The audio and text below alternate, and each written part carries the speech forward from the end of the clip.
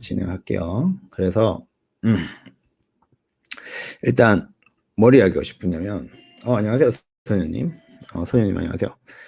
그래서 오늘은 저기 일본 이제 셀러리맨들 연봉과 실수령에 대해서 좀 이야기를 할 거예요. 여기가 이제 제가 한 오픈방도 한 4개, 5개, 4개 정도 운영을 하는데 그 안에서 이제 많은 분들이 이야기를 하기도 하고, 그리고 다른 이제 오픈방이나 이제 뭐 코트라 이런 데 들어가 보면 뭐 월급이 굉장히 많이 해요. 그래가지고 실질적으로 그럼 얼마냐라는 이야기를 조금 하려고 합니다. 그래서 이거는 저기 전직 헥스라는 이제 전직 일본에서 이제 회사에서 회사로 옮기는 사람들이 많이 쓰는 툴이에요. 웹사이트 중에서 한 곳입니다.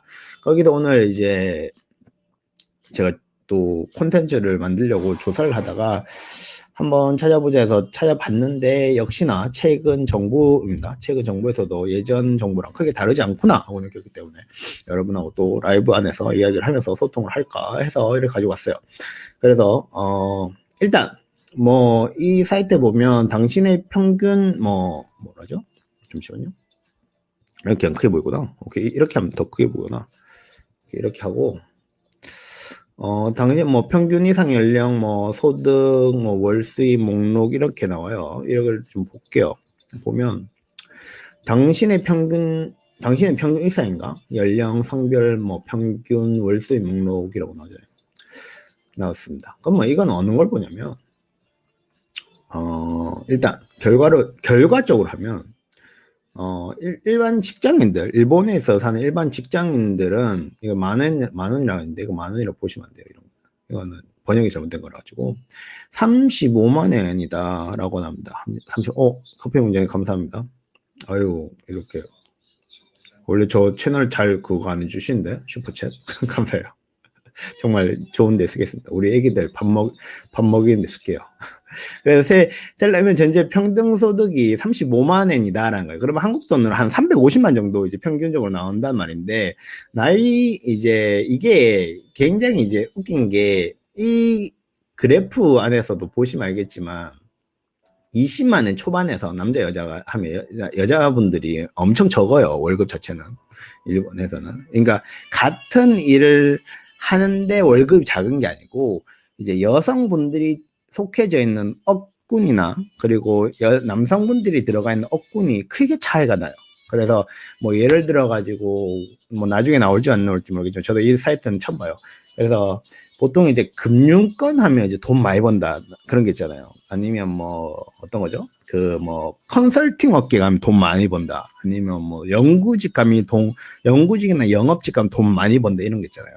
그 속에 똑같이 이제 돈을 많이 주는 데를 남자나 여성이 가시면 똑같이 돈을 받아요. 그 안에서는 차이가 없어요. 대신에 많은 분들이 조금 이제 돈에 대해서 이제 여성분은 이제 좀 서비스 업계로 이제 많이 가시는 분들도 있고, 그리고 조금 정직원이라고 해도 여성분들이 아무래도 일본에서도 많이 집단이라고 해서 뭐라고 하면 시간을 짧게 일을 해서 월급이 줄어드는 경우도 있거든요. 그런 경우도 남성들보다는 여성들이 훨씬 많아요. 그래서 아무래도 그런 차이로 이제 성별로 나누면 월급이 이렇게 차이가 난다라는 것도 생각을 해볼 수가 있습니다. 있어요. 그래가지고 일단은 뭐 데이터 안에서는 한 350만 원 정도가 일본 평균 이제 수입이다라고, 월 수입이 한 350만 정도라고 합니다.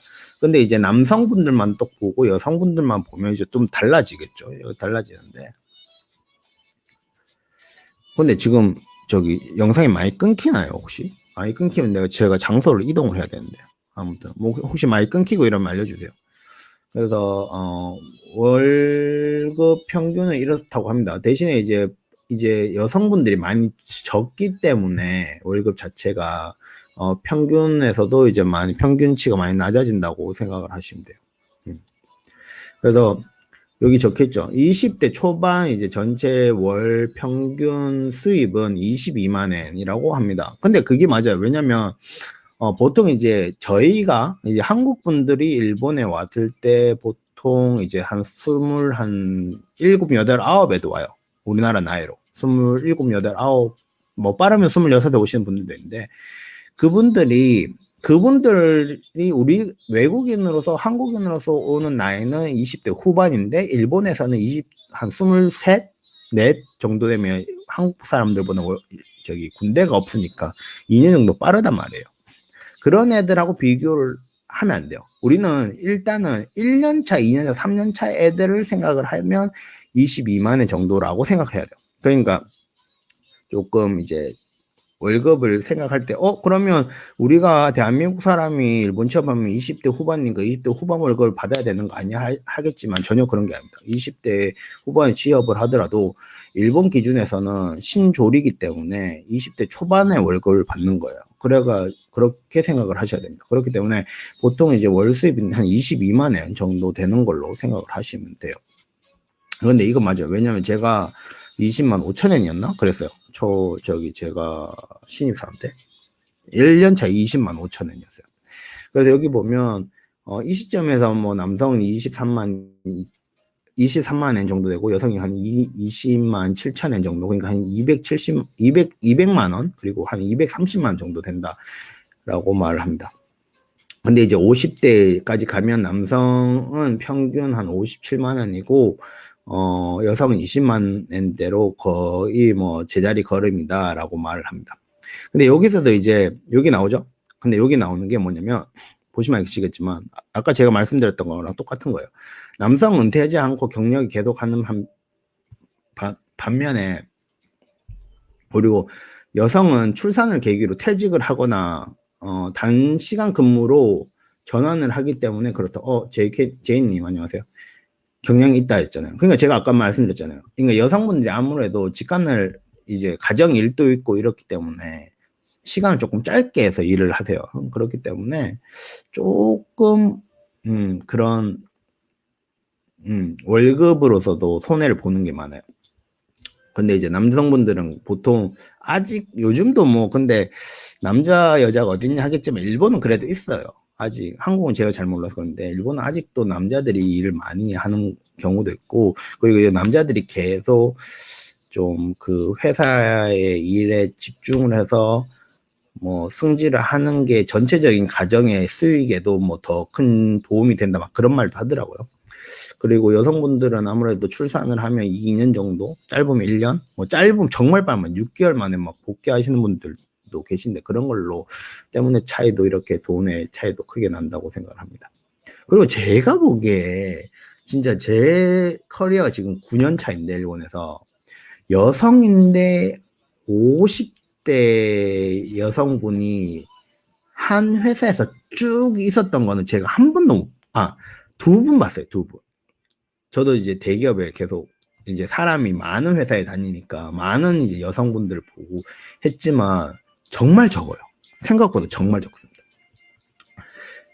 그래서 여기 보면 출산을 퇴직한 인구가 2005년에서 2009년, 약 10년 전이죠. 그러니까 약 40%, 거의 40%가 그만두는 거예요. 근데 지금 뭐 30% 초반까지 떨어졌다라고 합니다. 그렇기 때문에 지금도 이게 비슷하지 않을까라고 생각해요. 굉장히 이제 보통은 제가 이제 보아온 일본 사회에서는 아기를 놓으시고 보통 복귀를 하시고 그리고 1, 2년 또 일하시고 또 두 번째 아기가 생겨서 또 한 2년, 1년 동안 또 쉬시고 그 다음에 이제 아기가 2명이니까 그만둔다 이런 분들 되게 많이 봤어요. 솔직하게 진짜 많이 봤어요. 그렇기 때문에 이거는 상당히 맞는 이야기가 있지 않나라고 생각합니다. 그래서 월 평균 소득은 10년과 거의 같은 추이다라고 합니다. 그래서 말하는 게 여기 이제 10년 나오죠. 지금 이제 2009년도 데이터 같은데 2009년도가 뭐 34만 엔 정도, 고일을 약간 올라가서 35만 엔 약간 넘어섰다 이런 걸 보시면 돼요. 그게 억수로 웃긴 게 뭐냐면 이제 저서라고 이제 같이 넣어서 이제 여러분한테 이야기를 드리는 건데 제가 2013년도에 일본을 처음 왔어요. 딱 요때 2013년도 보이죠? 이때 딱 처음 왔는데 2013년도에 제가 들어갔던 회사 월급이 초반에 신입사원들 첫 달 월급이 20만 5천 원이라고 말씀을 드렸잖아요. 그러니까 한 200만 원 정도 됐는데, 근데 지금 들어온 신입들 월급하고 비교하면 10만 원밖에 안 차이 나요. 10만 원. 그러니까 지금 애들이 한 21만 5천 원, 한 215만 원 정도 받고, 제가 한 200만 5천 원 정도 받아요. 200만 원 정도 받았던 거예요. 거의 한 9년 동안. 그리고 이만큼 안 바뀌는 거예요, 일본은. 일본 정말 안 바뀌어요. 이게 뭐 디플레냐, 인플레냐, 뭐 그런 것도 있는데, 정말 안 바뀌어요. 안녕하세요, 준성님. 준성님, 안녕하세요. 반갑습니다. 그렇기 때문에, 일본 취업을 하신다고 해도, 거의 한 9년 전 이제 사람들, 10년 전 사람들하고 월급이 크게 안 바뀌었다라는 걸 이제 생각을 하시면 돼요.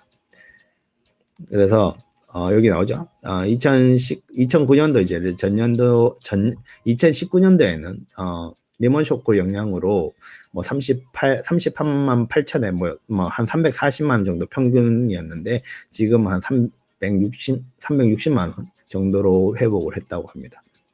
회복을 했다고요. 근데 이제 코비드 이제 신형 코로나 바이러스 때문에 어떻게 될까라는 이야기를 하고 있습니다. 요거는 이제 두고 또 우리가 생각하는 게 그러면 업종별 월 평균 소득 랭킹 어떻게 되냐라고 이제 이야기를 하는데 여기 보시면 이제 전기, 가스, 열 공급, 수도, 라이프 라인계가 68만 7천 엔으로 업계에서 가장 높다고 합니다. 보면 이렇게 나와요. 68만 7천 엔으로 이제 가장 높고, 그 다음에 이제 금융보험이 한 500만 원, 그리고 통신 분야, 뭐 NTT 이런 데 있죠. 아시려나 모르는데 이런 데가 여기도 한 500만 원 정도 됩니다. 그리고 제가 있었던 제조업이 평균적으로 420만 엔 정도, 420만 원 정도 되는 걸로 생각을 하시면 돼요. 가면 갈수록 이제 적어지죠. 보통 이제 숙박업, 우리의 한국의 워킹홀리데이 오거나 아니면 이제 뭐 월드잡 플러스나 뭐 이런데 한국의 박람회에 많이 오는 이제 숙박업이나 이런 데는 월급이 굉장히 평균 월급이 21만 엔이기 때문에 정말 적은 거예요. 높은 것도 없고 적으면 적었지 더 심할 테니까 여기는. 그리고 농림수산이나 뭐 서비스업이면 이제 전통 서비스업이면 뭐 물건을 이제 파는 소매업 쪽 서비스업이나 뭐 옷을 팔거나 이런 데가 한 29만 엔 정도. 여기랑 비슷해요. 서비스. 그러니까 호텔도 여기 들어가요. 호텔은 숙박이겠구나. 여기 이 서비스가 어떤 거지? 여기 그리고 뭐 도매업, 소매업도 한 300만 원 정도. 그리고 의료, 그다음에 개호라고 해서 이제 하는 것도 이제 뭐죠? 의료 봉사 쪽도 이제 한 330만 원 정도 하는 것 같습니다. 그 때문에 이렇게 딱 보면 정말 인프라 사업이 돈을 정말 많이 번다라고 생각을 하시면 되고, 그 이후부터는 뭐 떨어지면 뭐 21만 원이잖아요. 210만 원이랑 약 700만 원이면 한 500만 원이 차이 나는 거예요. 평균 월급 자체가. 이건 월급입니다, 월급. 그렇기 때문에 잘 생각하셔야 돼요. 취업을 하실 때, 물론 이제 취업을 하실 때는 돈이 중심이 되면 안 돼요. 돈이 중심이 되면 안 되고, 정말 제가 많이 이제 뭐죠? 오픈 채팅방에서도 안에서 말하고, 이렇게 전에 라이브에서도 말씀 많이 드렸지만, 결국은, 자기가 관심 있고 좋아하는 분야가 이 돈 많이 주는 분야랑 연관이 있는지 없는지를 좀 생각을 하셔야 돼요. 그게 굉장히 중요합니다. 이 이야기에 대해서는 또 궁금하시면 이야기를 주세요. 어떻게 직업을 고를 때 어프로치를 하는 게 좋은지는 또 알려드리겠습니다. 이래요. 그래도 야구 진짜 많이 주는 분야랑 진짜 안 주는 분야는 한 500만 원, 평균 500만 원 차이 납니다. 그렇게 하시면 돼요. 그렇기 때문에 그리고 뭐 건설업계는 대형 건설사의 평균 소득 높지는 업계 전체 이런 말은 상관없어요. 그리고 가장 낮은 낮은 거는 음식업, 서비스업이었다. 그 21만 원 정도입니다.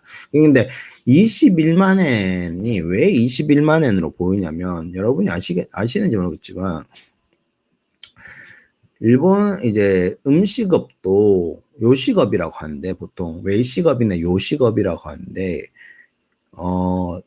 점장, 이제 점포에서 일을 하는 사람들이 있고, 그 다음에 백오피스에서 일을 하는 사람이 있어요. 그러니까 본사에서 그걸 이제 점포가 많잖아요. 뭐 100개의 점포가 있으면 그 점포를 하나의 이제 커맨드 타워에서, 커맨드 센터에서 이제 관리를 하거든요. 그 커맨드 센터에서 일하는 분하고 저기 현장에서 일하는 분들하고 또 월급 차이가 많이 나요. 근데 아무래도 현장에서 일하는 분들이 훨씬 많겠죠. 관리하는 사람은 그렇게 많이 필요가 없단 말이에요. 그렇기 때문에 현장에서 일하는 사람들이 굉장히 많기 때문에 전체적으로 평균 월급이 확 하고 줄어버리는 겁니다. 그렇게 이해하시는 게 더 나아요. 그렇기 때문에 음식 서비스업이 가장 좀 월급이 낮다라고 하는 거예요. 그래서 여기 저기 이게 구글 번역이 쓰레기네. 이런 분이 관리직 이런 게 원오페 이런 게 뭐냐면, 여기서 말하는 원오페라는 게 뭐냐면 원 오퍼레이션이라는 저기 일본에도 짧게 쓰는 말이에요. 원오페 하는 게 뭐냐면, 그러니까 여러분이 일본에 오셨으면 뭐 어떤 걸 보시지? 요시노야나 막 아니면 그런 규동집 있죠. 아시나요? 그런 음식 간단하게 인스턴트로 이렇게 밥 이렇게 나오는 집 있잖아요. 쇠고기 뭐 우동집 이런 데 보면 실질적으로 일하는 사람이 한 명 아니면 두 명? 많으면 세 명 정도밖에 안 돼요. 그 시간대에. 근데 어느 회사는 그거를 한 명으로서도 점포가 돌아가게 만드는 거예요. 예를 들어서 월급을 예를 들어서 월급이 아니고 뭐, 예를 들어서 이제 주문을 할 때는 로봇 저기 자판기식으로 한다. 그러면 그 돈을 넣고 자판기처럼 누르면, 먹고 싶은 걸 누르면 거기에서 티켓이 나와가지고 그 티켓을 그냥 사람한테 주면 그걸 받은 사람이 주방에 가서 음식을 만들어서 그분한테 내어준다. 그러면 그분은 이제 먹은 것을 이렇게 식판을 이제 식판 내는 곳에다가 동철님 안녕하세요. 이야기하면서 쉬어요. 그러니까 그렇게 뭐 일률적으로 이제 한 점포가 음식점이 돌아가는 오퍼레이션을 한 사람이 다 하는 것을 완오페라고요. 완오페 보이시죠? 완오페라고 하는 말이 그 말입니다. 그렇기 때문에 음식점은 자기는 점장인데 자기가 설거지도 하고 음식도 만들고 서빙도 하고 다 해요. 그래서 관리직인데 관리직이 아닌 것 같다라는 게 이런 분인 관리직, 원오페 등 뭐 엄격한 노동 실태를 말하면서도 이제 업무는 강도는 센데 월수입이 적다라는 말이에요. 그렇기 때문에 기본적으로는 저는 여러분들에게 요식업 쪽으로는 가라고 하네요. 요식업 이제 본사 관리직은 괜찮은데 막 요식업 그런 뭐죠? 그 요식업 점포, 뭐 점장 대리 이런 거 있잖아요. 점장이 곧 될 것입니다. 이런 거에는 가라고 말하네요. 굉장히 힘듭니다. 돈도 적고, 뭐 돈 중요한 게 있고, 뭐 근데 뭐 자기가 막 그래도 나는 혼자서 이렇게 점포 운영하는 걸 좋아해 하고 싶어 이러면 가도 돼요. 솔직히 가도 돼요. 안 가면 안 가는 게 가면 되는 거지. 근데 실질적으로 그게 나중에 자기 커리어에 많은 도움이 될까 하면 조금 애매한 부분이 있기 때문에 합니다. 물론 그 회사에서 오래 있으면 돼요. 점포 운영해서 뭐 부점장에서 점장 되고 점장에서 실적 좋으면 에어리아 막 뭐 관리하는 그런 사람이 되거든요. 그 영업에서. 그러면 거기서 또 에어리아 관리해서 그 에어리아가 또 잘 되면 더 큰 에어리아를 맡게 되고, 그럼 뭐 그러니까 관동 뭐 지역 매니저나 뭐 관서 지역 매니저나 이렇게 된단 말이에요. 그렇게 하다 보면 이제 본사 영업에 올라가서 영업부에 올라가서 전체적인 이제 일본 전국 아니면 해외 점포, 해외 시장 관리를 같이 하게 돼요. 근데 그게 아닌 이상 조금 이제 힘들다. 단기적으로 보면 너무 힘드니까 이런 데는 가지 말라고 저는 말씀을 드립니다. 그래서 그럼 실수령액은 얼마냐라고 이야기를 하는데, 여기서 말씀드렸던 이 금액들 있잖아요. 평균이 350만 원 전후다. 이거는 세금 빼기 전이에요, 여러분. 세금 빼기 전. 그럼 세금 빼면 어떻게 되냐? 근데 일본 세금 센 거 여러분 아시잖아요. 아시죠? 진짜 세요. 깜짝 놀랐더라고요. 제가 월급 받아보면서 저는 욕을 합니다, 열심히. 욕을 하는데. 자, 여기 읽어봅시다. 그럼 평균적인 수입이 있는 사람의 경우 실제로 사용할 실수령에, 그러니까 차 떼고, 포 떼고, 마포 다 떼고 나서 실질적으로 우리한테 돈이 들어오는 돈이 얼마냐, 통장에 찍히는 게 얼마냐, 하는 걸 좀 보면 돼요. 그게 보면, 20대 이제 초반, 60대 초반에 각 세대에서 독신자의 경우와 그리고 가족을 2명을 부양하는 경우 실수령액을 시뮬레이션을 하였습니다라고 합니다. 이게 무슨 말이냐면 일단 읽고 이야기합시다. 20대 초반의 경우에는 미혼인 경우 170만 원 정도 통장에 꼽히고, 그리고 30대 후반인데, 그러니까 제 나이 또래, 전 30대 후반까지인데, 아무튼 전 30대 후반에 부양가족 2명. 부양가족이 뭐냐면 자식이나 배우자가 되시는 분들이 일을 안 해야 돼요. 일을 하면 안 돼. 그럼 부양이 안 돼요. 그리고 파트타임으로 일을 해도 1년에 1,000만 원이 넘으면 안 되거나 그런 기준이 있어요. 그걸 넘어가면 부양이 안 돼요. 그래서 부양가족을 그렇게 3인 가족이라고 생각해야 돼요. 3인 가족이라고 생각을 하시고, 부양가족이 되면 30만 원 정도 통장에 꽂힌다라고 말을 한답니다. 그럼 볼게요. 이게 정말 그래요. 왜냐면 1년차, 그러니까 일본에서 보통 이제 일본인 또는 이제 외국인데 한국인처럼 막 군대 가는 이런 사람 빼고, 일본에서 순수하게 군대가 없는 나라 외국인이나 일본인이 일본 취업을 하는 게 20살에서 24살 초반이에요. 맞죠? 근데 월급이 220만 원 정도 된다고 합니다. 근데 독신자일 경우에는 170만 원 정도 평균이 된다고. 이거 평균 맞죠? 평균. 그치? 평균 월수령이 이게 평균이라니까요, 여러분. 그러니까 1년 차, 2년 차, 3년 차에 이제 24살 정도를 이렇게 보면, 한 회사에서 1, 2, 3년 차 사람들이 평균적으로 버는 돈이, 통장에 꽂힌 돈이 170만 원입니다. 근데 이게 굉장히 맞는 이야기가 뭐냐면, 제가 다른 예전 라이브에서도 말을 했겠지만,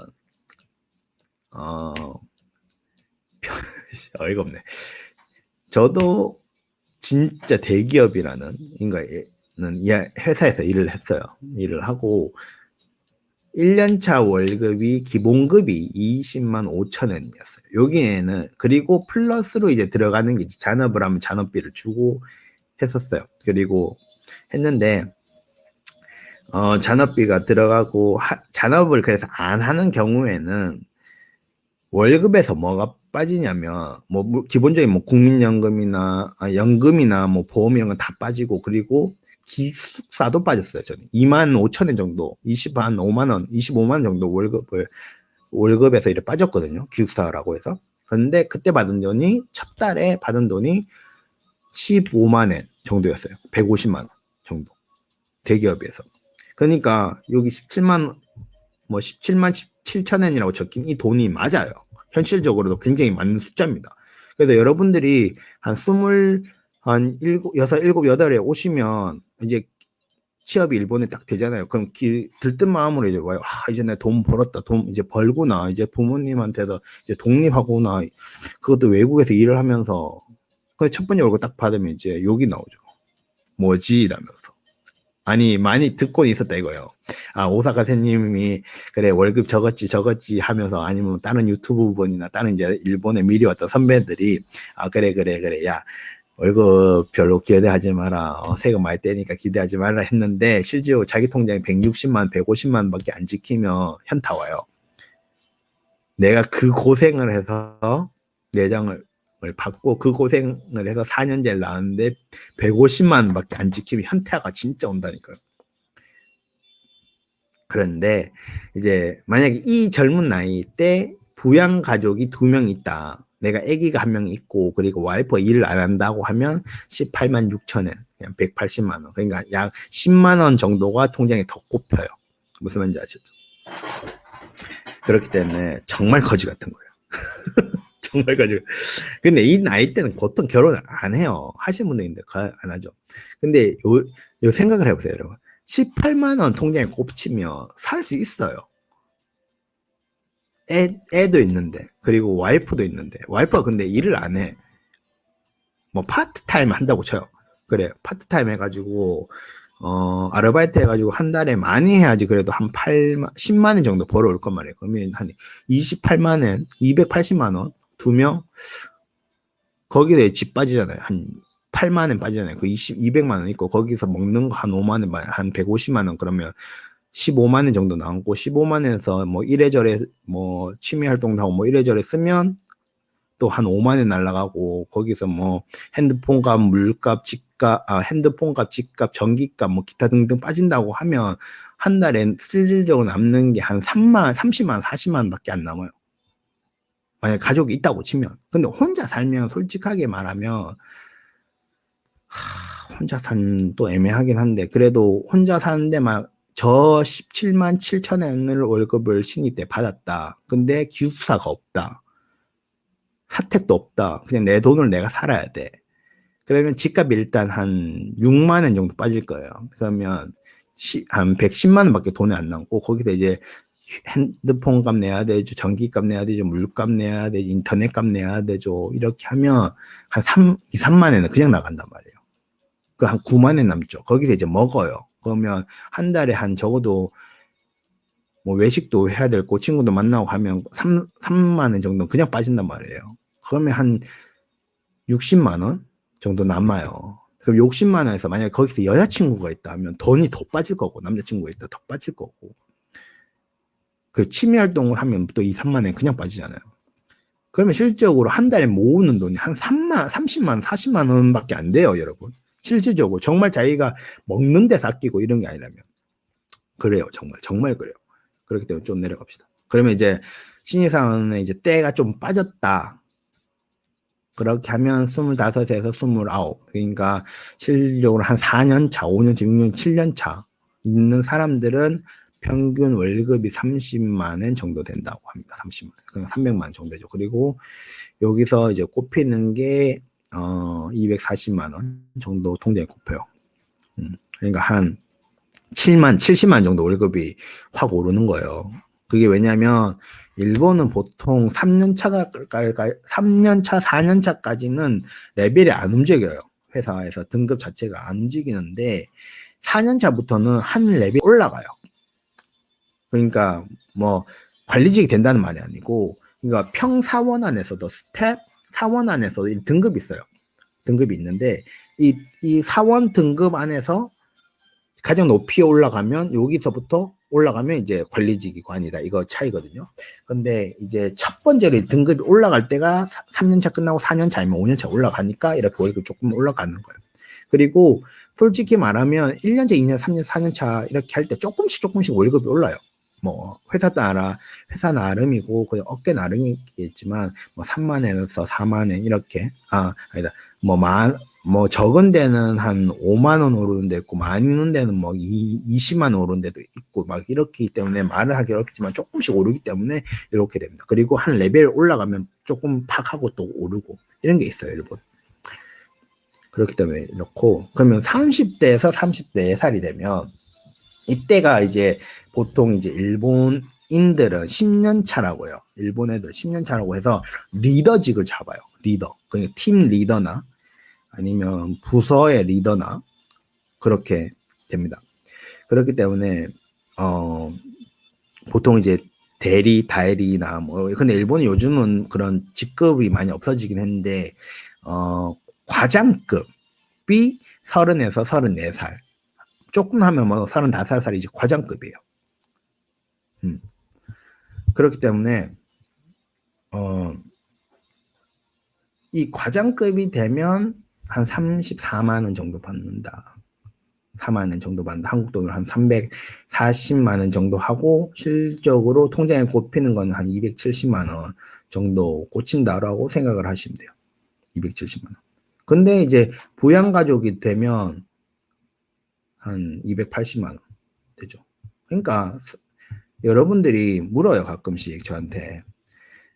선생님, 그러면 일본 취업하면 부양가족 넣는 게 그렇게 많이 세금을 아낀다면서요? 라고 말을 하는데, 그렇게 크게 안 아껴져요, 솔직하게. 월급쟁이들은, 샐러리맨들은 이런 부양가족 한다, 이런 걸로 절세, 탈세 말고 절세를 생각을 하면 안 돼요. 그러니까 절세라는 개념은 우리나라도 그렇겠지만 사업을 하는 사람들이 절세가 되는 거지. 일반 월급쟁이들은 절세를 못 해요, 거의. 그래, 후루사토 노제라고 있어요. 후루사토 노제가 뭐냐면 일본에 오신 많은 분들이 하는데, 그거는 이제 내가 미리 세금을 어느 지역에 내면, 시민세를 내면 이렇게 물건을 줘요. 뭐 예를 들어서 내가 오사카 사는데, 안 그래요, 진짜는 안 그런데, 오사카 사는데 오사카 부에다가 오사카에다가 내가 미리 세금 좀 땡겨가지고 돈을 내면, 후루사토 노제라는 사이트에서 돈을 내면 고기를 받는다든지, 아니면 이렇게 뭐 액세서리를 받는다든지, 아니면 뭐 책을 받는다든지, 뭐 그럴 수가 있어요. 근데 그거는 절세가 아니고 미리 세금을 내는 거잖아요.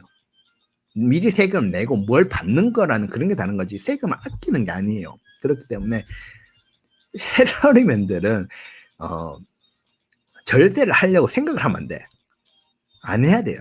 안 해야 되는 거예요. 그렇기 때문에 그렇게 생각을 하시고, 그렇게 해서 아무튼 한 34살 정도 되면 통장에 꼽힌 돈이 한 270만 원 정도 된다라고 생각하시면 돼요. 그리고 이게 과장급이 되면, 관리직이 되면 여러분 잔업을 해도 잔업비가 안 나와요. 근데 여기 20살에서 24살, 25살에서 29살 요때는 잔업을 하잖아요. 그럼 잔업비가 나오기 때문에 솔직하게 말하면 이 245만 원이나 170만 원 있잖아요. 17만 17만 엔이나 24만 엔 이래 적혔잖아요. 이거보다는 솔직하게 많이 벌어요. 왜냐면 잔업을 하니까. 근데 33, 넷 이래 관리직에 딱 올라가게 되면 잔업을 해도 잔업비가 안 나와. 그렇기 때문에 현타가 더 와. 그러면 아이씨, 내가 뭐라고 했나 이런 생각이 들어요. 무슨 말인지 아셨죠? 오케이? 그러면 이제 조금 더 나이를 먹었어요. 이제 한 35, 38, 39. 실질적으로는 남자 나이로는 요때 30살, 34살 때가 일본에서도 결혼을 굉장히 많이 하는 나이예요. 그러니까 자기가 아기도 처음으로 생기는 나이가 30살, 34살인데 애 있고 와이프가 일을 안 한다고 치면 한 280만 원으로 살아가는 거예요, 여러분. 일본 안에서. 집도 사야 되고 차도 있어야 되는데 짜증 나죠, 막. 그렇기 때문에 일본도 이제 와이프분도 많이 이제 일을 해요. 풀타임으로 정직원으로 크게 이제 일을 하시는 분이나 아니면 아르바이트를 빡시게 하시는 분들도 많아요. 그렇기 때문에 실질적으로 가계 소득 자체는 한 280만 원이니까 이거보다는 훨씬 많이 나올 거예요. 한 가계 소득으로는 한 400만 원 정도, 400에서 한 500만 원 정도 통장에 꽂힌다고 생각을 하면 돼요, 가계는. 근데 한 사람이 일을 하면 한 280만 원밖에 못 받는다라고 생각하시면 돼요. 그렇죠? 그러면 이제 A가 만약에 30살에 태어났다. 그리고 35이 되면 애가 5살, 그리고 서울은 9이라면 8살 초등학교 들어갈 때쯤, 애가 초등학교 들어갈 때쯤 내가 버는 돈은 이제 한 30만 원, 300만 원 정도 찍힌다라는 거예요. 평균이 2만 원밖에 안 달라지는 거예요. 이때부터는 진짜 이제 완전 일본에서는 보통 35 정도 되면 다 관리직이에요. 근데 우리나라 분들은 27, 8, 9에 오면 아직 여기에요. 무슨 말인지 알아요? 300만 원. 이거 연차로 생각해야 돼요. 이거는 나이로 생각하면 안 돼요. 우리가 나이 30살에 일본에 취직을 했으니까 300만 원, 270만 원 받기는 이게 아니에요. 나이 30살에 일본에 신입사원으로 들어오면 요거예요. 117만 원. 17만을 받는 거예요, 여러분. 이걸 생각을 잘해야 돼요. 무슨 말인지 아셨죠? 그래서 24살부터 10년 일하면 270만 원 받고 15년 일하면 요거요. 15년 일해야지 통장에 꼽히는 돈이 평균적으로 한 300만 원이다. 라고 생각하시면 돼요. 솔직히 혼자 살면 300만 원은 괜찮아요. 솔직히 말하면 할 거 다 할 수 있어요. 웬만하면 뭐 차도 있어도 되고 괜찮아요. 근데 가족이 있다? 애매해져요. 정말 애매해져요. 저도 지금 애매해요. 저도 지금 애매한데 그래요. 근데 이제 그러면 이제 나이 40이 됐어요. 40 되면 어떻게 되냐? 이제 애도 한 15, 한 중학교도 가고, 빠르면 뭐 중학교를 갔을 거고, 늦으면 뭐 아직 초등학생이긴 하겠지만, 요래요. 300만 원 꼽혀요. 40살에 300만 원 꼽히고, 부인이 열심히 일을 한다고 해도 한 500만 원, 400만 원 밖에 안 꼽혀요. 그걸 사는 거예요.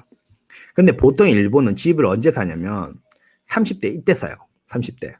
30에서 34살. 월급이 280만 원 정도. 그러니까 집을 사는 사람들 보통 가족이 있으니까 집을 사겠죠. 한 280만 원 정도의 집을 사요. 그럼 여기서 제가 말씀드릴게요. 현실적으로 말씀드릴게요. 보통 35년짜리 론을 잘라요. 그러니까 30살에 하면 65살에 갚을 수 있는 론을 잘라요. 3억에서 한 4억을. 그래서 거기서 이제 까면 어떻게 되면, 깔 때 어떻게 까냐면, 론을 보통 35년짜리를 잡으면 30살에 35년짜리, 제가 30살 잡았거든요. 론을, 빚을. 주택 론을 30살에 35년, 65살에 완급을 한다고 하시면 매달 한 50만 원씩 내요. 무슨 말인지 알죠? 50만 원, 50만 원, 오케이?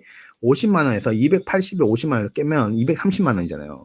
그럼 230만 원에서 애도 있고, 가족 3명이 저는 근데 4명이에요, 가족이. 근데 가족 3명이 먹고 자고, 그리고 전기값 쓰고, 물값 쓰고, 그 애기 있으면 애 옷 사고, 막 이래 들어가면 장난 아니에요. 이게 안 남아요, 여러분. 안 남아요. 진짜 안 남아요. 저희 집이 4명이 살아요. 한 달에 먹는 게 한 150만 원씩을 먹어요. 100만 원에서 150만 원 왔다 갔다 할 정도 먹거든요. 그러면 저기서 봐요. 280만 원에서 비교 생각한 적 있냐고요? 있죠. 항상 생각을 하죠. 손승주님. 항상 생각을 합니다. 그래서 280만 원에서, 그러니까 여러분이 슈퍼챗, 아니야, 미안.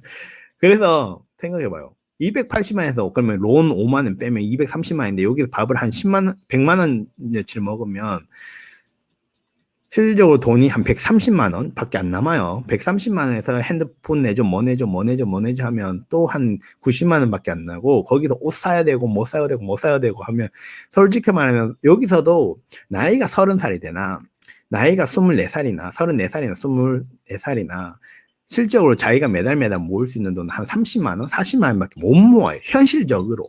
그것도 못 모으는 사람도 정말 많고. 근데 정말 빡시게. 독신이면 솔직히 많이 컨트롤할 수 있는 게 많아요. 덜 먹어도 되고 안 사도 되고 하니까 솔직히 돈이 모이는데 가족이 생기면 그게 어렵다라는 거예요. 그렇기 때문에 이렇게 되고, 그러면 나이를 더 먹었어요. 이제 40대 중반, 50대가 됐어요. 40대 중반, 50대가 되면 월급이 평균이에요, 여러분. 평균이니까 이거 업계마다 다를 수도 있어요. 아셨죠? 일본이 평균이 이렇다는 거 아셔야 돼요. 평균이 한 320만 원? 그리고 320만 원 정도 돈을 벌어요. 통장에 꼽혀요. 그러니까 이게 부양가족 2명이 이게 의미가 없는 거예요. 많은 차이인데, 10만 원 차이인데 뭐가 의미가 있겠어요? 맞죠? 그게 되고, 요것만 보세요. 그냥 독신자로 했을 때 뭐 320만 원 정도. 그러니까 애가 만약에 빨리 태어났으면 한 언제 30살에서 하면 뭐 딱 이제 고등학교 갈 때쯤, 우리 애기가 한 고등학교 갈 때쯤에 내 통장에 매달 꽂히는 돈이 한 320만 정도구나. 그렇구나 하는 거죠. 뭐 이러는 거죠. 이걸 뭘 어떡하지 이러면서, 이제 좀 있으면 애들 대학도 가는데 이런 거예요. 무슨 말인지 알죠? 근데 여기서 말씀드리고 싶은 거는 35살이나 뭐 33살이나 35살 될 때까지 소비는 크게 안 바뀌어요. 애가 생기고 가족이 생기면, 솔직히 말하면 엄청난 뭔가 하지 않는 이상 소비는 그게 안 바뀌는데 수입도 평균적으로는 한 50만 밖에 안 오른다. 약 20년 동안. 무슨 말인지 아셨죠? 이게 일본입니다, 여러분. 한국도 비슷하죠? 이게 일본이에요. 30대 초반 월급 이 통장에 꼽힌 게 270만 원이고 40대 후반에 통장에 꼽힌 게 320만 원, 5만 원, 50만 원밖에 차이가 안 나는 거예요. 여러분. 그리고 이걸로 이제 고등학교 가는 이제 아들내미나 딸내미 있으면 먹고 살리는 거예요. 혼자 아빠 혼자 일을 한다면.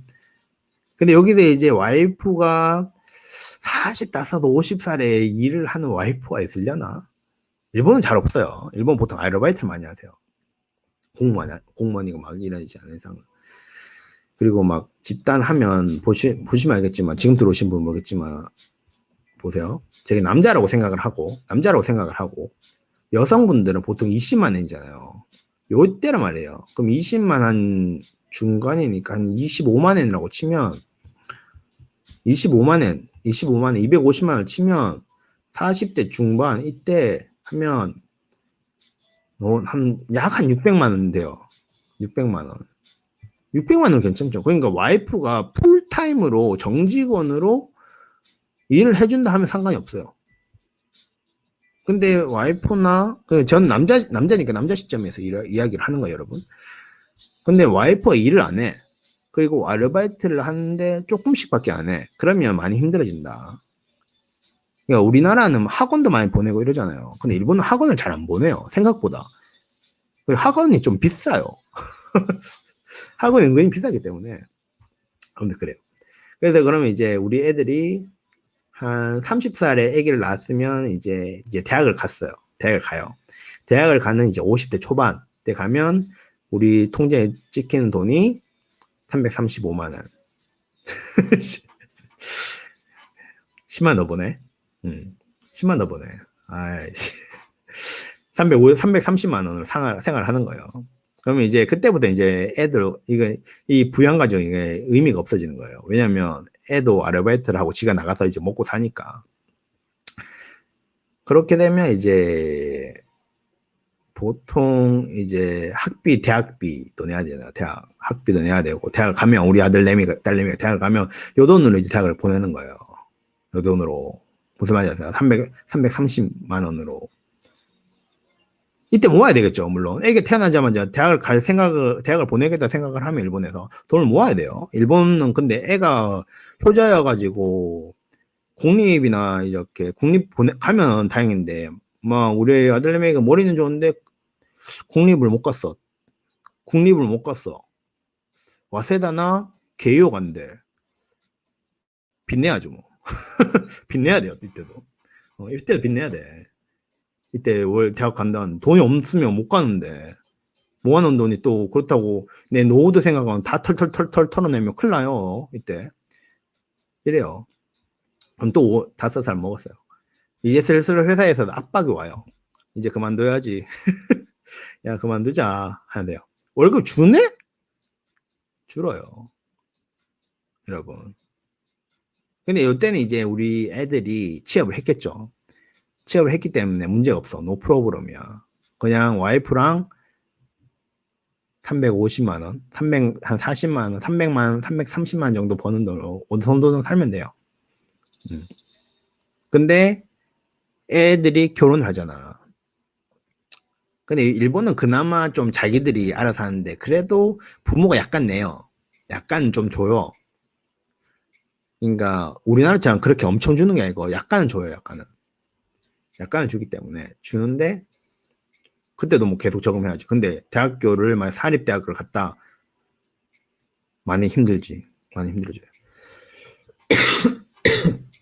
죄송합니다. 그렇게 했다가 이제 60살이 됐어요. 아까 뭐라 했어요? 여기 30살, 34살 있죠. 이때 보통 이제 론을 끼고 매달 5만 원씩 내요. 네, 평균 월급입니다. 이거는 평균 월급이에요. 평균 월급 어깨 이런 거 다 합치고 평균 월급이니까 잘 보셔야 돼요. 두루님 안녕하세요. 처음 뵙겠습니다. 때문에 요때 30에서 34살에 이제 35년짜리 주택론을 끼고 매달 5만 원씩 나요. 낸다고 치고 요때쯤 되면 이제 거의 막바지가 되는 거예요. 근데 60에서 64살 하면 월급 확 줄죠. 60 확 떨어요. 너무 확 주는 거 아닌가 이거? 70만 원 준다고? 심한데? 확 줄면 여기서도 아직까지 이제 론을 내고 있겠죠. 매달 론을 내요. 짜증나네. 그럼 여기서 이제 21만 잘리고 애기들 손주들도 있을 거 아니에요. 그럼 손주들한테 놀러 가면 또 손주들한테 용돈도 주고 이래야 되잖아요. 그럼 이렇게 사는 거예요. 이것때도 그러니까 얼마 안 남아요. 그러니까 일본에서는 접근을 못해. 평균 월급만 보면. 근데 제가 이제 나중에 다시 말씀드리는데 월급만 보면 이래요. 그게 없죠. 왜 없을까? 왜 없냐? 어렵죠. 어려워. 굉장히 어려워요. 이웃집 유튜브 모냥. 모냥님 안녕하세요. 골 때리기 어렵죠. 일본은 평균 월급이 이래요. 근데 여러분 생각해보세요. 만약에 여러분이 일본 취업을 왔어. 그러니까 일본은 어때 보냐면 우리가 보기에는 여기서 봐야 돼. 여기서 봐야 돼요. 근데 이 월급이 아니랬잖아. 25에서 29살 때 보통 일본에 취업을 오는데 요걸 봐야 돼요. 17만 원을 받아요. 17만 원. 무슨 말인지 알죠? 17만 원 받기 때문에 다 한 가지 좀 뒤로 가서 생각을 해야 돼요. 무슨 말인지 알죠? 그렇기 때문에 제가 생각할 때 일본에 64살, 65살까지 사는 분은 없어요. 결혼하지 않는 이상. 진짜 없어요. 저는 아직 그렇게 일본에 취업으로 오는 분들 중에서 역사가 짧잖아요. 아직. 그래도 한 10년, 한 15년밖에 안 됐으니까 짧긴 한데 과연 있을까? 과연 대한민국 사람이 50살까지 일본에서 일하는 분이 과연 있을까? 라고 생각해요. 완전 정착을 하지 않는 이상, 귀화를 하지 않는 이상. 그렇기 때문에 보통 일본에서 일을 해서 어느 정도 커리어를 잡고 한국으로 돌아가시는 분들이 월급을 잡는 게 요거예요. 요때 170만 원, 240만 원, 270만 원. 이것도 10년 일해야지 1초. 10년 일해야 돼요. 그러니까 여기 나이는 보지 말고 빨리 해가지고 25살에 하면 35살에 요거예요.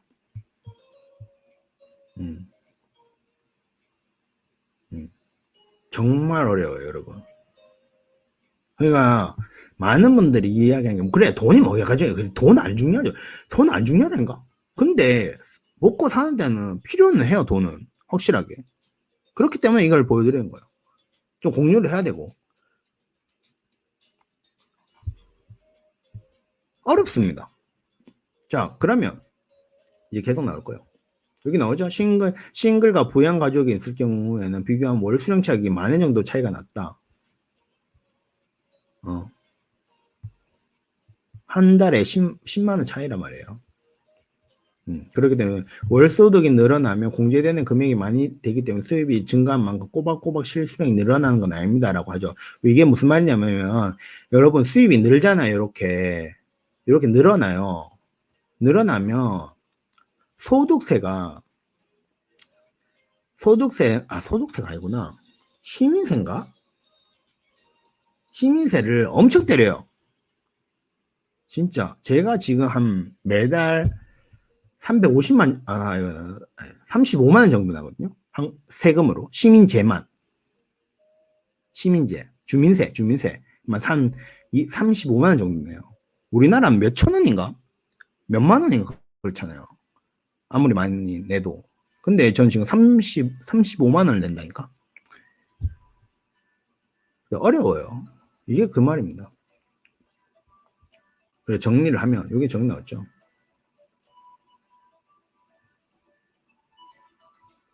이게 거지 같은 결말이네. 무슨 이딴 결말하지? 그렇습니다. 이게 이래요. 그래서 얼마냐? 얼마다? 일본 평균 직장인 월급은 350만 원이다. 라는 게 일본입니다. 골 때리죠. 골 때려요. 원래 이런 거예요, 여러분. 원래 이런 겁니다. 여성분들이 보통적으로 적죠. 그리고 보통 우리 20대로 적어놨잖아요. 다시 한번 말하지만 이걸 20대를 보면 안 되고 한국인이면 이걸 25을 봐야 돼요. 이걸 26으로 봐야 되고. 무슨 말인지 알아요? 이런 거예요. 그러니까 25, 30, 35 이래 봐야 돼요. 그러니까 일본 애들보다는 많이 적죠. 기본적으로는. 한 5년 늦으니까 4, 5년 늦는다고 생각을 해야 돼요. 그렇게 생각을 해야 됩니다. 이게 굉장히 어렵다. 그러니까 돈 보고 일본 오지 마라 라고 말을 해드리고 싶은 거예요. 이제 많이 말을 해요. 돈을 은근히 보면서 일본 가면 돈 많이 벌겠지. 아닐 수도 있어요. 한국이 더 많이 벌 수도 있습니다. 그리고 요걸 하고 요걸 이렇게 끝내고 그리고 또 다른 걸 보여드릴게요. 또 재밌는 거 하나 보여드릴게요. 잠시만요. 이걸 어떻게 바꾸지? 제가 또 재밌는 거 하나 보여드릴게요. 시어를 해가지고 또 재밌는 거 하나 보여드릴게요.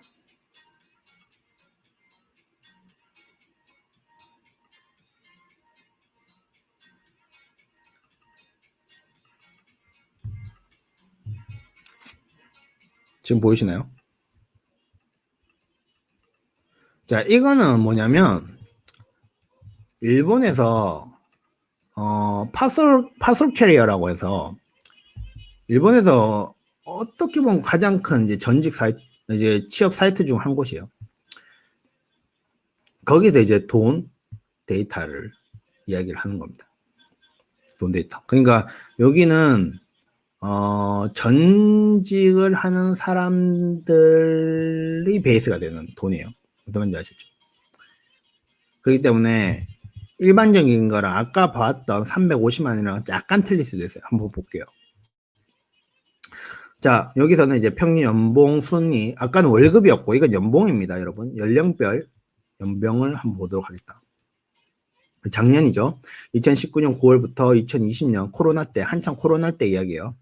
2020년 8월 1일, 지금도 코로나지만 도다 에이전트 서비스에 가입한 사람의 평균 연봉 데이터를 20세에서 65세까지 본 걸로 이제 합니다. 아셨죠? 그러면 연령으로 볼게요. 연령을 봅시다.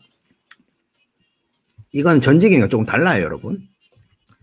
보면 20대 평균 연봉이 340만 원, 350만 원, 그러니까 350만 원인가 3,500만 원 정도 됩니다. 20대가. 그리고 30대가 4,500만 원. 그리고 30대가 4,500만 원 되고 40대가 한 5천만 원. 그리고 50대가 6천만 원 정도 된다고 해요. 근데 이걸 생각을 잘 하셔야 되는 게 전직 사이트예요. 전직 사이트. 전직 사이트이기 때문에 실질적으로 좀 다를 수도 있어요. 감안해야 돼요. 그거는. 감안해야 되는데 보통 이 정도다 라고 생각을 하시면 됩니다. 그리고 남성하고 여성분하고도 이렇게 차이는 좀 있다. 나이가 많이 갈수록 남성분, 여성분, 일본인 안에서는 남성, 여성분의 차이가 이렇게 난다 라고 생각을 하시면 돼요. 그러면 이제 자세히 볼까요? 자세히 보는데 이걸 솔직히 보면 의미가 없어요. 의미가 없는데 잠시만 이거 뭐야? 이거 뭐야 이거? 의미가 없는 게 무슨 말이냐면 나이가 그러면 20대 솔직히 20세에서 일을 한다는 거는 요건 대학 졸업이 아니에요. 고졸이에요. 고졸. 무슨 말인지 아시죠? 고졸이기 때문에 실질적으로 이거 만 나이입니다만 일본에서 여기 볼 때는 4년제 졸업한 애들은 요걸 봐야 돼요. 요거 보여요? 요걸 보셔야 돼요. 4년제 졸업한 애들은 290만 원, 2,900만 원, 약 3천만 원 월, 연간 평균이 그래요. 그러니까 대한민국 사람들이 일본에 보통 취업하는 게 요거예요. 27세, 28, 29대 이때 취업을 하잖아요. 맞죠? 그렇다고 이걸 받는 게 아니고 요걸 받아요. 요거 290만원, 300만원, 3천만원, 3,200만원, 3,400만원 요걸 받아요. 무슨 말인지 아셨죠? 여기 봐봐요. 크게 드릴게요. 이게 뭐냐면 20대에서 받는 월급이 보통 어디쯤에 있냐 이거예요. 상위 1%, 상위 1% 요쯤이잖아요. 상위 1%는 한 7천만 원 정도 벌고, 그게 아니면 보통 이제 3천만 원 이하, 아니면 3천에서 4천만 원 사이가 이 정도 돼요. 약 70%가 됩니다. 그러니까 여기 한 400만 원부터는 금융, 뭐 컨설팅, 감사, 법인 이런 애들이 여기 벌어요. 여기서 놀아요. 그 외에 뭐 서비스, 제조부터 해가 여러 가지는 다 여기서 놀아요. 어떻게 하는지 아셨죠? 그리고 그럼 업계별로 좀 업종별로 올게요. 업종별로 보면 뭐냐면 직종하고 업종이 있어요, 여러분. 업종은 어떤 업, 금융업, 제조사, 뭐 IT업, 건설업 이런 거 있잖아요. 업. 직종은 어떤 일을 하는지 여기 적힌 것처럼 기획 일을 하는지 기술계 일을 하는지 영업계 일을 하는지 이런 걸 알려주는 거예요. 그러면 직종별로 먼저 좀 보면 직종별에서 가장 많이 평균 20대들이 많이 받는 거는 제가 아까 말씀드렸잖아요. 컨설팅 펌, 전문 사무실, 뭐 변호사 사무실 이런 데 있죠. 그리고 감사 법인 이런 전문직이 5천만 정도 받아요. 이거는 근데 상여를 들어가서 이야기하는 겁니다. 상여를 들어가서. 그렇기 때문에 월 수령은 적어요, 여러분. 무슨 말인지 알았죠? 그리고 기획, 관리 시스템. 이게 뭐냐면, 사무직 애들. 그러니까 사무직 안에서도 뭐 재무, 이쪽 애들을 말할 거예요. 그러니까 사무 비서 있잖아요. 이거는 진짜 비서 애들, 이제 사무 보조하는 사람들이 이 정도고, 요거는 이제 기술계. 아로하, 안녕하세요. 김수님, 안녕하세요. 기술계. 가시면, 엔지니어로 가시면, 뭐, 한 3,400, 3,800만 원, 이 정도 되는 걸로 생각하시면 돼요. 그리고 영업, 많이 가신 영업이 한 3,800원 정도 됩니다. 무슨 말인지 아셨죠? 그래서, 이래 있어요. 이래 있는데, 보통 우리 많이 가는 게 금융계 전문직, 이런 게 있죠. 비서, 판매 서비스, 3천만 원. 이런 거요. 돌아버리는 거예요, 여러분. 그래서 제가 뭐를 말하고 싶냐면, 많은 사람들이 이제 직장을 구할 때, 그러니까 근데 오늘 돈 해서 정말 미안한데, 문과는 취업이 안 되는 거, 취업돼요. 이게 다 문과잖아. 여러분 봐봐. 호진님 봐봐요. 전문직, 컨설팅 펌, 전문 사무실, 감사법인, 이거 다 그거예요. 문과예요, 문과. 기획, 관리, 이게 관리라는 게 관리 시스템 이게 무슨 말이냐면 거기 본사에서 일하는 애들이에요. 본사에서 일하는 애들. 기획하는 것도. 이런 애들은 좀 달라요. 390만 원. 일타니까요. 이거 다 문과예요, 이거. 이거 문과예요. 이거 문과예요. 여기 이공계잖아. 이거 이공계잖아요. 이거 이공계. 요거 문과. 이공계. 문과. 크리에이티브 몰라. 사무직 이거 문과. 판매직 이것도 보통 문과. 다 문과라니까? 문과가 돈을 많이 벌어요. 원래 대가리질 하는 애들이 돈을 많이 번다니까. 무슨 말인지 알아요? 그래서 제가 말하고 싶은 게 뭐냐면, 뭘 말하고 싶냐면, 사람들이 근로소득으로 돈을 많이 벌려고 하잖아요. 만약에 자기 인생의 목표나 아니면 회사 일을 하는데 목표가 돈이다. 돈이다고 하면 여길 가야죠. 근데 난 서비스업 하고 싶은데 돈을 많이 벌고 싶어. 그럼 여기 가면 안 돼요. 여기 가면 안 되지. 여기는 서비스업이 아닌데, 서비스업 여기인데. 맞죠? 그러니까 돈을 많이 벌고 싶다면 이쪽으로 가는 거예요. 이쪽을. 전문직으로. 가끔씩 있어요. 가끔씩 좀 어떤 분들이, 난 돈 많이 벌고 싶은데 어느 업계로 가야 돼요? 컨설팅 가야죠. 그럼 감사법인 가야죠. 기획관리 이쪽으로 가야죠. 근데 전 서비스 하고 싶은데. 그럼 안 돼. 왜? 넌 여기거든. 여기 있는 사람은 자꾸 이쪽으로 가려고 하면 안 된다고요.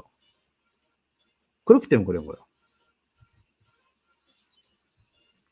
그럼 업종별로 봐요. 업종별로.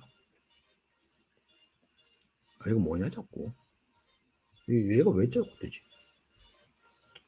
업종별로 보죠. 업종. 자, 업종별로. 업종은 금융이 요거예요. 예, 이게 업종별로 생각할 때는 금융에서도 많아요. 직종은. 금융 안에 직종은 굉장히 많을 거예요. 요 안에는 기획도 있고, 현장 근무도 있고, 여러 가지 많잖아요. 그걸 생각을 하셔야 돼요.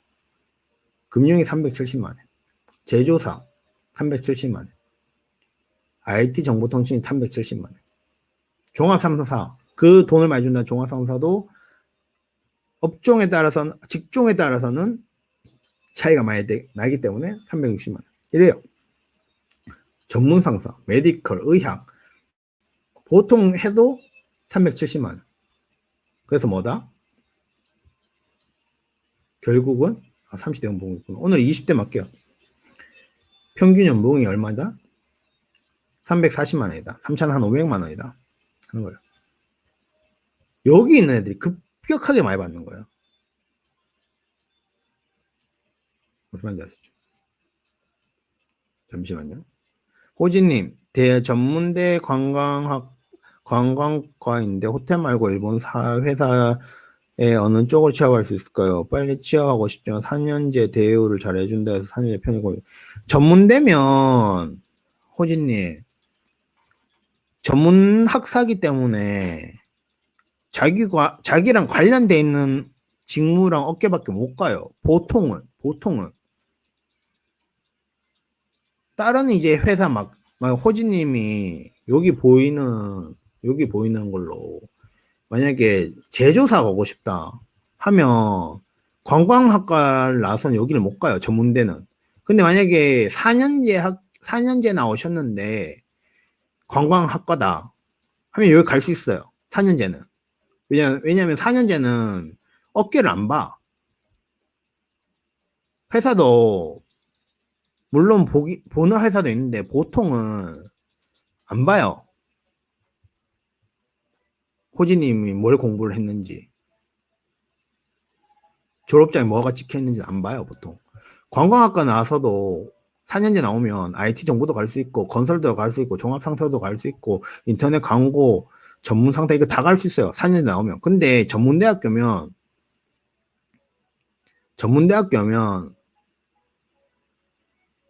여기 서비스 여기밖에 못 넣어요. 기본적으로는. 가끔 호진님께서 엄청 유능한 인재인 것 같다. 회사에서 놓치고 싶지 않다. 면접도 진짜 잘 봤다. 하면 트릭을 써요. 트릭을 써서 제조사에서도 넣을 수는 있어요. 호진님을. 근데 보통은 안 돼요. 그게. 굉장히 어려워요. 불가능은 아닌데 어려워요. 현실은 그래요. 현실은. 그래서 그런 거예요. 무슨 말인지 아시죠?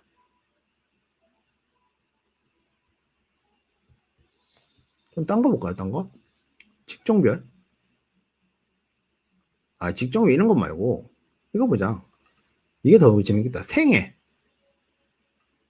이게 뭐냐면 평생 여러분이 얼마를 벌까라는 거예요. 평균. 그렇죠, 그렇죠. 포텐셜인 거죠. 평균 얼마 벌까? 우리 평생 일을 하면 얼마 정도 벌까? 그거에 따라 좀 볼까요? 이게 재밌을 거예요. 자, 봐봐요. 이거 지역으로 나왔네. 지역별 볼까요? 자, 봐봐요. 일본에서 평균적으로 여러분이 25살부터 일을 한다고 쳐면 25살부터 일을 한다고 쳐서 65살까지 거예요. 이게 아마도 맞나? 65살까지 맞나? 잠시만요. 65살 맞을 텐데. 보통 65살이니까 65살인가 생각해요. 보통 65살이에요. 일본은. 그러면 보자.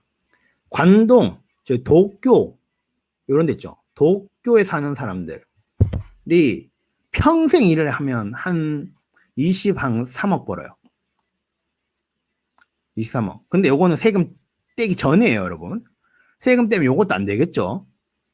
안 돼요. 된다고 생각하면 안 돼.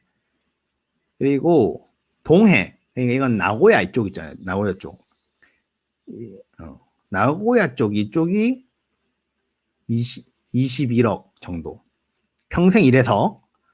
그리고 제가 살고 있는 간사이가 한 20억. 그리고 이래요. 보통 20억 정도 번다. 네, 라고 생각을 합니다.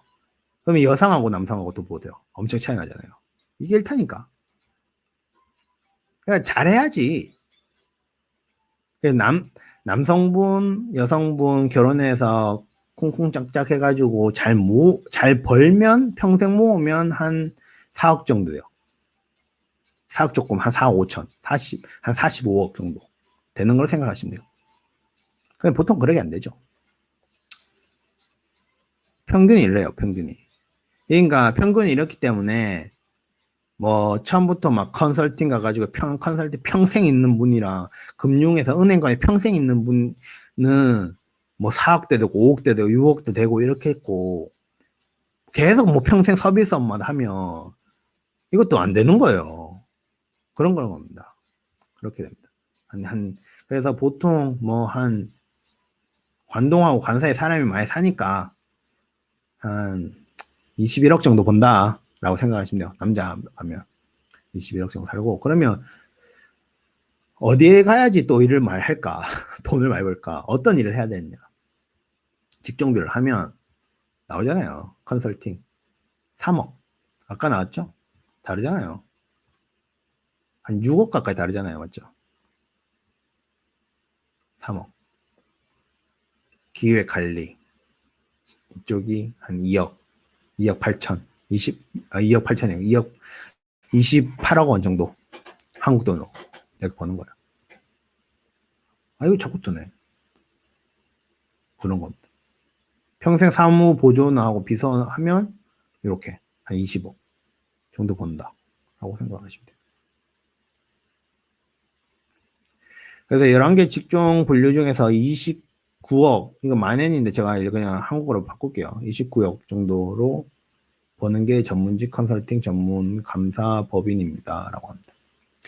잠시만요. 란님. 이산 생산 기술이랑 연구 개발 중 어느 쪽이 더 메리트가 있을까요? 4년제 기계 출신이긴 한데 솔직히 전공 지식 하나 없어서 연구 개발로 가기 힘들 것 같은데 이거는 회사가 정하는 거라서 란님께서도 정하지는 못해요. 회사에서 어차피 란님께서 어디로 가고 싶다라고 지망은 하겠지만 완전히 진짜 정하는 건 회사라 가지고 제가 말씀을 못 드리겠는데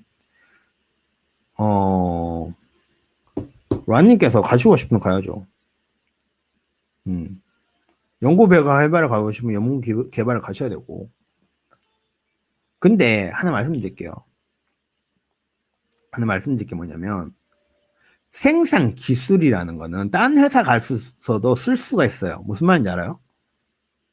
생산 기술은 제조업이라면 보통 자동차 업계로 만약에 나중에 전직을 하시거나 나중에 현대 기아로 오신다고 하면 생산 기술은 써먹을 수가 있어요. 근데 연구 개발은 만약에 닛산에서 연구 개발을 정확하게 어떤 걸 하는지 모르겠지만 닛산에서 연구 개발하는 거랑 집중하는 거랑 다른 회사에서 연구 개발을 하는 거는 다를 수가 있어요.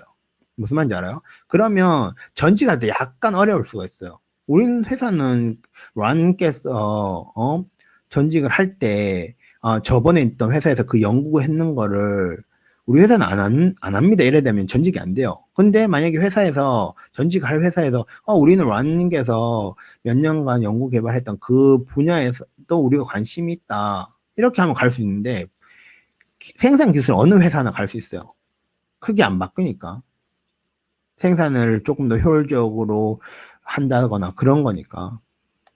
근데 연구 개발은 약간 그런 전직까지 생각하면 약간 어려울 수 있다 이거예요. 근데 그 란님께서 메리트라는 말이 어떤 건지는 제가 모르겠지만 제가 만약에 그냥 법령적으로 쓸 수 있는 거라면 생산 기술이라는 게 조금 더 법령적으로 쓸 수가 있어요. 무슨 말인지 아셨죠? 저는 그렇게 말씀드리고 싶어요. 그 관동이나 관선지는 부동산 값이 규시랑 많이 달라서 무조건 관동 관서로 가는 건 다른 것 같아요. 저는 후쿠오카 살 때 텐신 이런 데 아니면 34,000원 맞아요. 그런데 회사가 달라요. 승주님 아시죠? 간서 관동에 있는 회사랑 규슈 쪽이랑은 또 달라요. 이걸 한번 볼게요. 그걸 좀 생각을 해야 돼요. 션님 안녕하세요. 그렇습니다. 이거 하고 업종별로 보면 업종별로 보면 종합상사가 가장 많이 번다. 이것도 종합상사 중에서 영업 쪽이나 이쪽일 거예요. 현장직이 진짜 많이 벌어요. 그리고 금융, 그리고 IT, 그 다음에 제조사, 그 다음에 의학, 그리고 제일 적은 거 뭐다? 서비스. 그러니까 서비스 판매 서비스계 적잖아요. 직종에서도 서비스는 역시 적은 거예요. 유통 외식 적죠. 여기서 서비스업은 호텔이나 외식업 이쪽 다 들어가는 거예요. 숙박업도 여기 들어가는 거예요. 적어요. 돈을 많이 벌고 싶다. 나는 어떻게 돈을 많이 벌고 싶다면 종합상사, 금융, IT, 정보통신 이쪽으로 가야 돼요.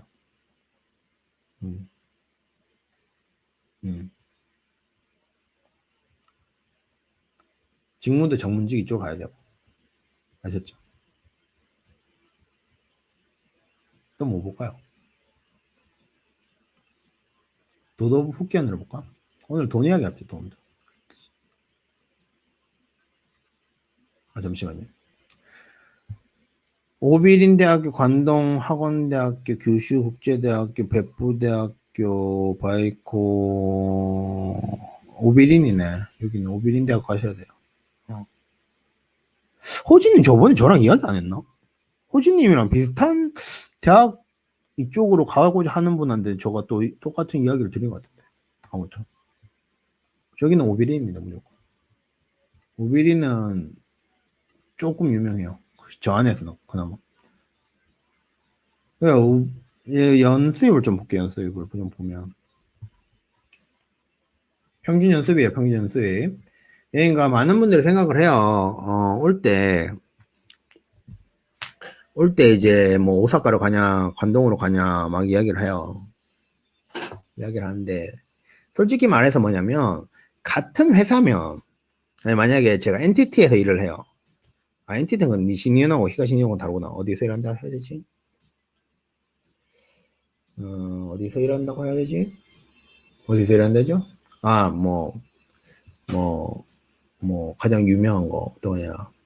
한국에서 가장 유명한 거. 그래, 토요타로 해요, 토요타. 최희단님 안녕하세요. 반갑습니다.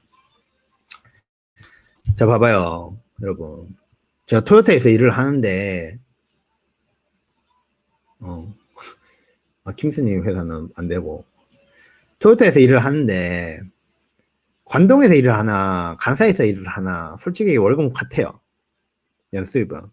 근데 제가 말하는 거는, 여기서 말하는 거는 아마도 관동에 있는 회사, 간사이에서 있는 회사, 이런 거예요. 달라요. 무슨 말인지 알죠? 지역수당 애매한데, 이거는 아마도 지역수당 안 들어갔을 것 같은데. 이게 뭐냐면, 그리고 또 관동 쪽에는 금융 컨설팅 회사가 많아요. 그러니까 전문직이나 그런 게 많아요. 관동 쪽에는, 관사에는 다른 지역보다. 그래서 평균 연봉이 높아지는 거라고 생각을 하시면 돼요. 보통은. 무슨 말인지 아셨죠? 그 때문에 저희 도쿄, 치바 이쪽은 한 관동이니까 도쿄, 치바 쪽이랑 관사이, 뭐 오사카, 교토, 뭐 고베 이쪽이랑 비교를 하면 한 40만 원, 400만 원, 연간 한 400만 원 가까이 차이가 난다라고 생각을 하시면 됩니다. 그리고 뭐 오키나와 이쪽은 뭐 워낙에 산업이 없으니까 이렇게 돈이 적은 거라고 생각을 하시면 돼요. 그렇죠? 그러니까 말하고 싶은 거는, 내가 일본 취업을, 그쵸, 본사가 어디냐에 따라 좀 다르다고 생각하시면 돼요. 그리고 만약에 간사이에 본사가 있는데 관동에 뭐 지사가 있다 이러면, 저기 위에 킴스님 말했던 것처럼 지역수당으로 조금 채워주는 부분이 있어요. 조금 더 지역수당을 조금 더 많이 준다라는 것도 있으니까 그렇게 생각을 하시면 돼요. 무슨 말인지 알죠?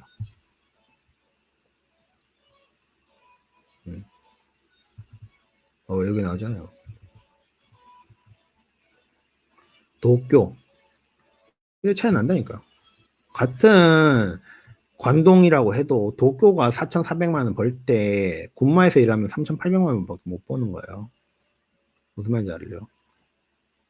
치바는 어중간하고 이렇습니다. 그래서 관동에서는 보통 남자면 한 4,700만 원, 800만 원 벌어야 된다라고 생각해야 돼요. 그러니까 여러분께서 일본 올 때, 일본 취업 딱 오잖아요. 마개까지는 아니고.